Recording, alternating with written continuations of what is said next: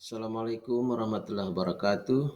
Eh, Selamat pagi untuk saudara-saudara semua. Semangat selalu berjumpa dengan saya Burhanuddin, pengampu mata kuliah linguistik dia.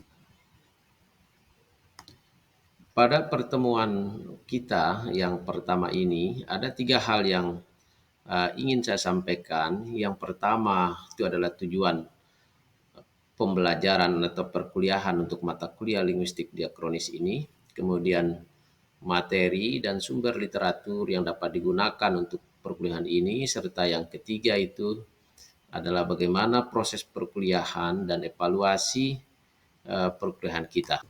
Untuk capaian perkuliahan mata kuliah linguistik diakronis ini, tentunya mahasiswa diharapkan dapat memahami capaian perkuliahan mata kuliah linguistik diakronis ini selama kurang lebih satu semester. Adapun materi dan acuan perkuliahannya, di mana mahasiswa harus mampu mengidentifikasi pokok-pokok materi linguistik diakronis serta acuan utama maupun penunjang yang digunakan untuk mata kuliah ini.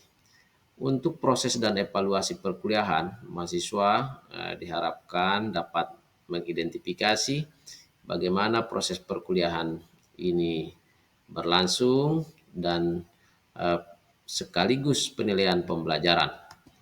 Patut saya kemukakan bahwa mata kuliah linguistik historis atau linguistik dikronis ini diharapkan saudara dapat menjelaskan hakikat dan cakupan linguistik diakronis serta hubungannya dengan subbidang ilmu lain, serta mampu menerapkan metode pengelompokan bahasa, kemudian menentukan kaidah perubahan bunyi, menjelaskan perbedaan unsur kebahasaan, memetakan perbedaan kebahasaan dalam studi dialektologi, mampu menggunakan metode dialektometri, mampu melakukan rekonstruksi bahasa purba, serta menentukan tanah asal dari bahasa kerabat, dan bagaimana perkembangan linguistik historis atau diakronis di Indonesia yang lebih mutakhir.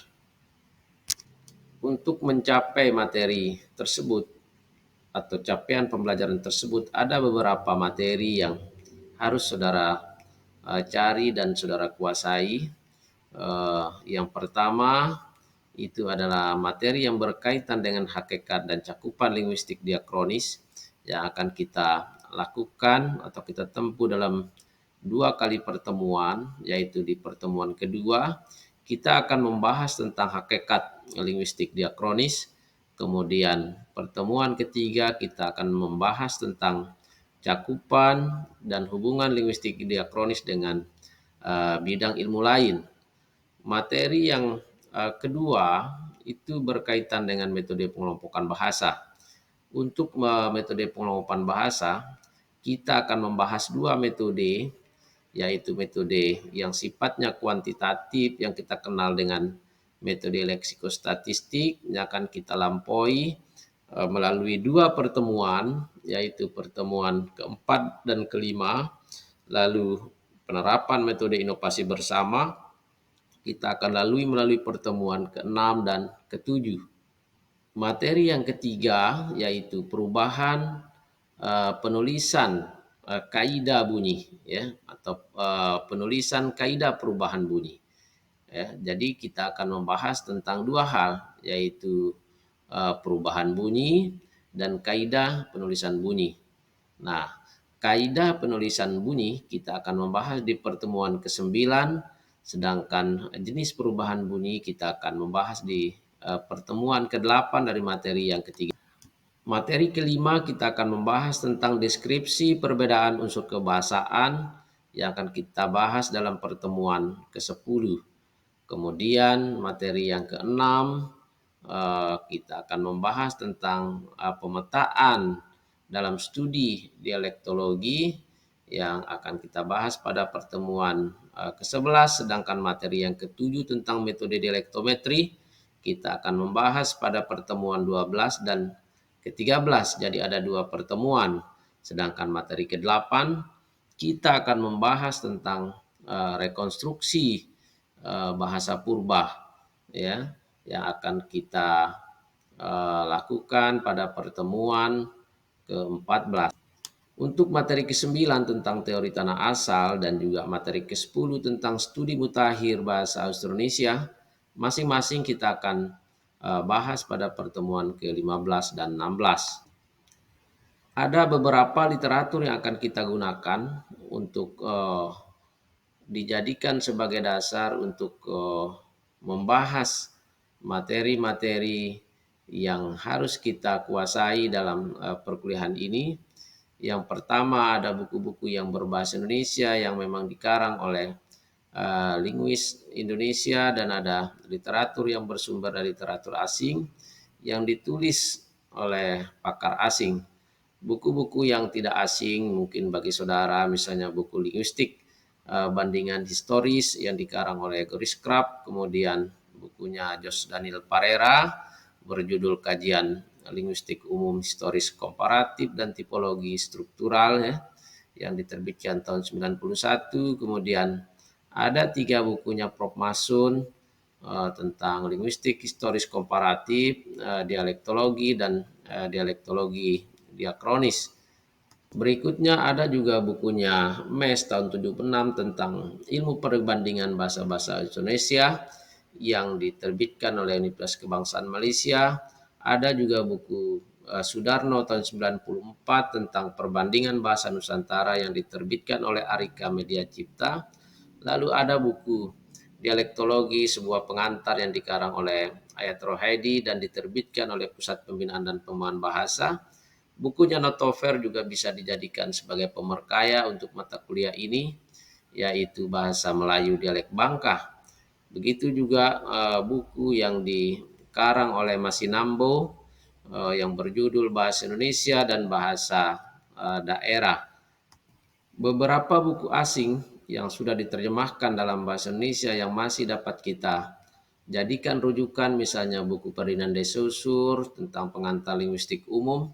Pada bab-bab linguistik diakronis bisa kita mengambil intisari dari gagasan beliau, lalu bukunya R.H. Robin, linguistik umum sebuah pengantar, lalu telah komparatif bahasa Nusantara Barat yang diterjemahkan oleh Bambang Kaswati Purwo atas karya-karya Lobet Blas. Kemudian ada 2 buku Abdul Syukur Ibrahim yang merupakan kumpulan dari tulisan-tulisan ahli Barat yang berjudul Prinsip dan Metode Linguistik Historis dan Linguistik Komparatif sebuah bunga rampai.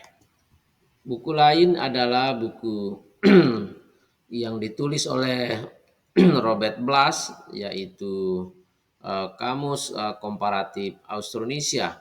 Ada juga buku kumpulan dari kursus linguistik diakronis yang dibuat oleh Ben Notover. Kemudian ada buku relasi historis kekerabatan bahasa-bahasa di Flores yang dikarang oleh Iñiguez Fernandez. Lalu kemudian ada kamus etimologi bahasa Indonesia yang dikarang oleh Muhammad Ngajenan, ya, yang diterbitkan oleh Dahara Press Semarang. Lalu buku metode penelitian bahasa yang dikarang oleh Prof. Berikutnya adalah buku pengelompokan bahasa dan metode leksikostatistik yang dikarang oleh Isidore Dayen yang berbahasa Inggris. Kemudian ada bukunya Robert Blas tahun 2013 tentang bahasa-bahasa Indonesia. Oleh berjudul Pengantar Linguistik Historis, dan buku Greenback tentang genetik linguistik dapat juga sebagai pemerkaya untuk mata kuliah ini. Dan yang lebih penting, artikel-artikel yang diterbitkan pada berbagai jurnal nasional maupun internasional adalah suatu hal yang wajib yang harus dijadikan rujukan oleh para mahasiswa. Misalnya Jurnal Oceanic Linguistik yang diterbitkan oleh Universitas Hawaii misalnya, adalah jurnal yang sangat terkait erat dengan bahasa-bahasa Austronesia, termasuk di dalamnya bahasa Indonesia. Untuk proses pembelajaran dapat kita lakukan secara blended learning, ya, hybrid learning, yaitu kadang-kadang kita akan kuliah secara luring dan secara daring. Jika kita akan kuliah secara daring, maka prosesnya kita harus lakukan melalui LMS yang ada di atau yang disiapkan oleh Universitas Mataram, yaitu yang dikenal dengan SPADA, ya, SPADA, yang kemudian diadaptasi oleh UNRAM ke dalam suatu website tertentu yang diberi nama Daring UNRAM ACID. Di sana secara terperinci kami sudah membuat urut-urutan pembelajarannya dari setiap pertemuan.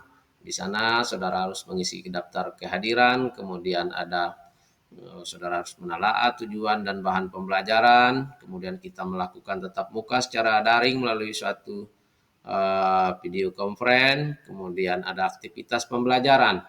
Di dalamnya saudara juga harus terlibat dalam diskusi dan tanya jawab.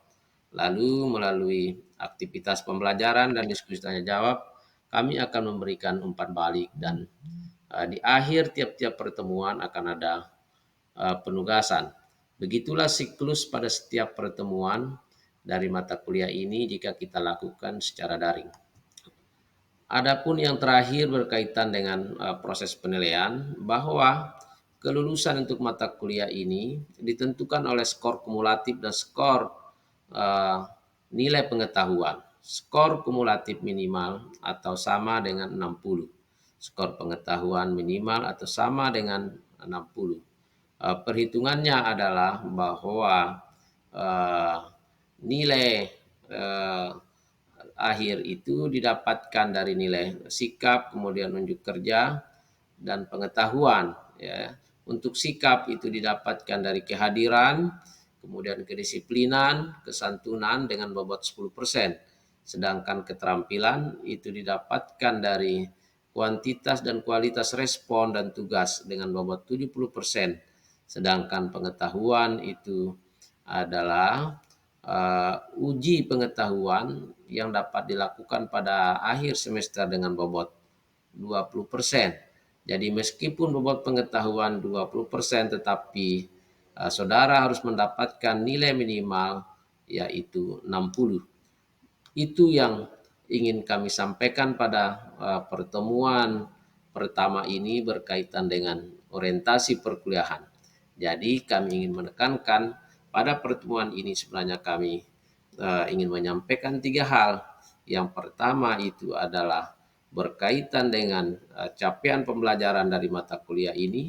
Kemudian yang kedua itu adalah bahan pembelajaran dan sumber literatur yang digunakan. Kemudian yang ketiga itu adalah proses pembelajaran dan penilaian yang berkaitan dengan mata kuliah linguistik diakronis. Demikian kita tutup pelajaran kita. Wassalamualaikum warahmatullahi wabarakatuh.